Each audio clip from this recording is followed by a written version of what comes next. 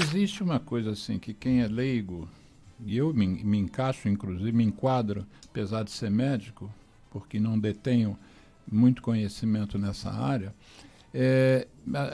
tem um estágio do sono que as pessoas falam, atingiu o estágio REM. Isso. O que quer dizer essa sigla REM? Traduz para a gente o que acontece nessa fase? O sono ele é dividido em sono REM e sono não REM. Foi só isso que eu aprendi lá no 2º ano de medicina. Então, assim, o sono REM é o sono dos movimentos rápidos dos olhos, né? Rapid Eye Movements. Ou seja, esses movimentos rápidos dos olhos, eles fazem com que a gente tenha... Pera o seguinte, só para não passar batido. A palavra REM, na verdade, é uma abreviatura de 3 palavras, que isso é rápido, o REM, o R, o E é de eye, né, olho em inglês, isso aí. E o M de movement, lendo ao contrário, né, movimento rápido dos olhos. Exatamente. Define melhor, o que é isso, movimento rápido dos olhos? Quando a gente dorme, a gente consegue perceber isso no eletroencefalograma e no eletrooculograma, que a gente faz na polissonografia. Então, lá no meu laboratório do sono, quando o paciente chega para dormir, ele está acordado.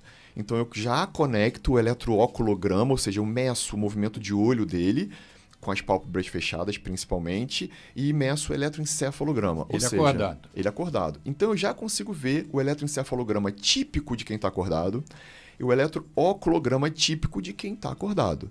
Sim. Que às vezes pode ter um movimento rápido, provocativo, voluntário, pode ter um movimento lento, se você abre e fecha os olhos lentamente, e esse é o que a gente testa antes desse indivíduo deitar, né, na sua cama para dormir. Quando ele dorme, na passagem da vigília para o sono superficial, que é o N1 do sono não REM, ou seja, o sono que não tem movimento rápido dos olhos, esse paciente ele já começa a ter movimentos oculares lentos e ele começa a ter ondas cerebrais que já vão saindo das ondas cerebrais da vigília para as ondas cerebrais típicas do sono N1. Logo em seguida ele entra no sono N2, que ainda é um sono de uma atividade cerebral mais intensa, com ondas de menor amplitude e maior frequência, isso lá no eletroencefalograma. N1, assim que... Fala, Geraldo. Não, pode perguntar. Não, mas eu não falei nada. O N1, assim que dormiu, já entrou no N1.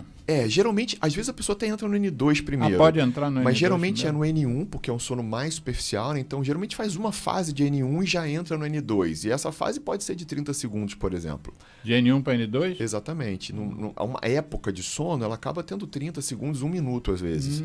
A mudança de uma fase de sono para outra, ela pode ser muito rápida. A depender da quantidade de despertares que esse indivíduo tem ou de microdespertares que ele tem no eletroencefalograma. Isso que é muito interessante. Então, a gente tem exatamente essa cadência de um ritmo biológico cerebral lá, de uma atividade cerebral, que vai se alentecendo até chegar no N3 do não REM. Ou seja, o N1, N2, sono superficial, N3, sono profundo do não REM, que é o sono em que eu não tenho movimento rápido dos olhos. A partir do momento que eu atinjo... Mas é profundo. Mas é profundo. Ou seja, é durante o N3 que a gente tem secreção da maioria desses hormônios que eu falei. É durante o N1, mas principalmente durante o N2 e N3 que a gente tem uma estabilização maior do sistema nervoso autônomo, que é justamente quando a gente ganha diminuição da frequência cardíaca, diminuição da pressão arterial, diminuição do débito cardíaco, do trabalho cardíaco. Então, o sono não REM, ele se caracteriza muito, e principalmente o N3, por essa riqueza de produção de fatores que realmente vão promover aquela homeostase que a gente falou inicialmente. Então, o sono profundo do não REM é fundamental. Também para a promoção da limpeza das toxinas que são acumuladas durante o dia no nosso sistema nervoso, nessa fase. Que também é durante o sono 3 e durante o sono REM.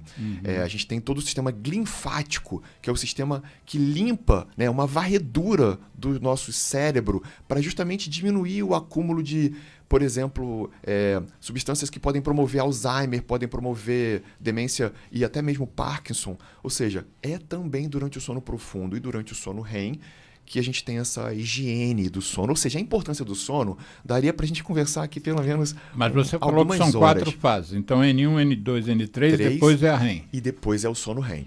Agora, eu fiz uma pesquisa hoje rápida, vou ler aqui e você aí complementa. A pesquisa que eu fiz diz assim, o REM é o último estágio do ciclo do sono, que dura cerca de 20 minutos cada, e é nele que os sonhos acontecem. Enfim, é só nesse momento que a gente sonha, nos outros não sonha? No sono N1 e N2, geralmente não existem descargas de sonhos, mas no N3 a gente já tem sonho. Só que o sono do N3 é um sonho diferente do sono REM. O sono REM ele se caracteriza por... sono ou sonho? Sonho. Os sonhos do sono REM são sonhos mais vívidos, são sonhos mais realistas, né? Assim, são sonhos mais densos, com riqueza de detalhes maior. O sono N3 são sonhos com menos caracteres, vamos colocar assim. São sonhos menos vívidos. Aqueles que a gente consegue se lembrar, que nem todo mundo consegue, ou nem toda noite a gente consegue no dia seguinte lembrar o sonho, é mais então na fase REM. É quando a gente principalmente desperta durante essa fase ou durante o sonho. Então, isso é uma outra característica que a gente acredita muito, né? É claro que o mundo dos sonhos e todo o envolvimento onírico, né? Todo o mundo que envolve os sonhos, ainda tem muita coisa para a gente descobrir. Né? A gente não sabe nada de sonho. Né, e do significado deles ainda. Já sabemos alguma coisa, mas muito pouco ainda. Você sabe que eu fiz homeopatia durante um período da minha vida e trouxe aqui um professor, que foi meu professor, fizemos um programa, depois te passo o link, passo para os ouvintes. Um programa sobre homeopatia, se era um direito das pessoas terem homeopatia no SUS. E uma das coisas que o homeopata dá um valor extraordinário, até para a escolha de medicamento que vai usar, sobretudo os homeopatas unicistas, são os sonhos. Sim. Você vai a uma consulta com o homeopata e você começa a falar dos sonhos, ele presta uma atenção adicional. Tudo para o homeopata é importante, né? Sim. Mas o sonho que o sonho normalmente ele não é racional, né? Não é racional. E as experimentações que eram feitas com os medicamentos, você quando considerava um sonho típico daquele medicamento, é porque o paciente nunca tinha tido aquele sonho antes. Ele só teve aquele sonho quando o experimentador deu aquele remédio, porque aquilo era um estudo científico, né? E deu o remédio, o indivíduo, com aquele remédio, por exemplo, sonhou que um cachorro estava mordendo a perna dele.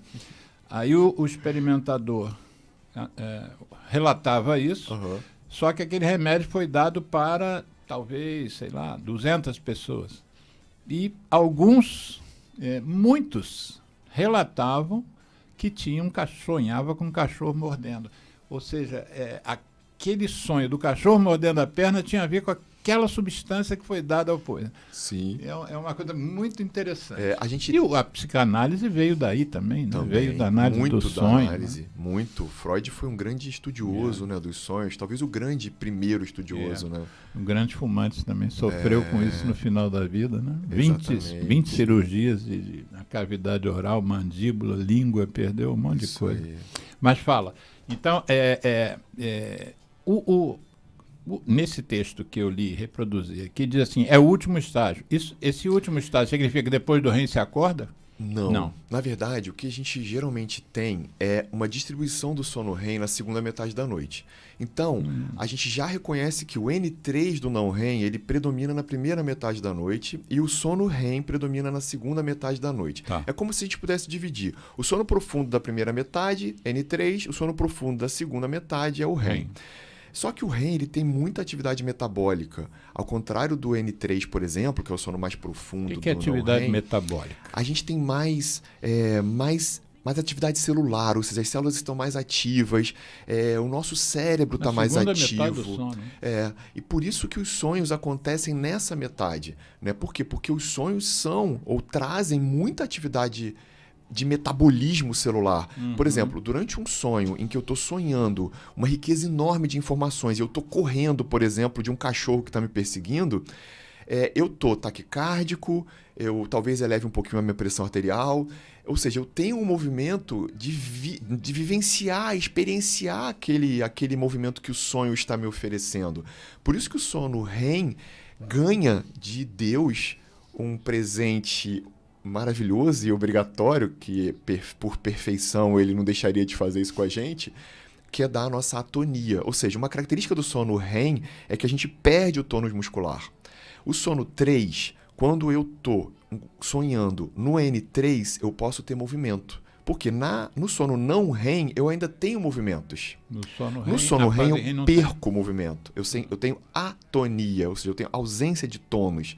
Então, essa atonia nos permite sonhar de forma mais efusiva, né? De forma mais intensa. Então, imagine se eu estiver sonhando que eu estou dando um pulo de um balão. E aí eu decido pular da minha cama, ou isso acontece. Eu vou pular da cama, se eu ganhar atividade muscular naquele momento do REM. Então, Deus é tão perfeito que nos deu atonia. Você está meio chapado na hora que você está na fase REM do sono. Exatamente. A gente está imóvel.